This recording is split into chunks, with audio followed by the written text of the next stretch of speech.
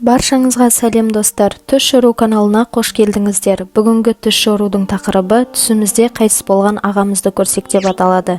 Видеоны соңына дейін көріп, каналымызға тіркелуді ұмытпаңыз. Ал ендеше бастайық.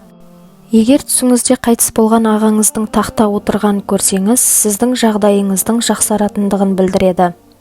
Түсіңізде ағаңыздың жасыл киімде жүргендігін көрсеңіз, ағаңыздың арғы дүниедегі жағдайының жақсы екендігін білдіреді.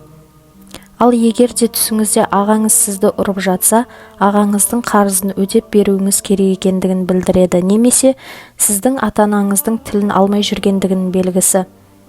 Егер түсіңізде өмірден өткен ағаңыздың жол жүріп бара жатқандығын көрсеңіз, сіздің сапарға шығатындығыңызды білдіреді. Түсіңізде қайтыс болған ағаңыздың тірі жүргендігін көрсеңіз, сіздің жағдайыңыздың жақсаратындығын білдіреді. Егер ағаңыздың ауырып жатқандығын көрсеңіз, сіздің басыңызда қиыншылықтардың көбейгендігін білдіреді. Егер де түсіңізде қайтыс болған ағаңыздың түрмеде отырғанын көрсеңіз, сіздің бір нәрсеге ұрынатындығыңызды білдіреді. Түсіңізде қайтыс болған ағаңыздың ұйықтап жатқандығын көрсеңіз, сіздің демалатындығыңызды білдіреді. Достар, егер де осы видеомыз ұнаса, лайк басып, комментарий жазуды ұмытпаңыз. Сау болыңыздар.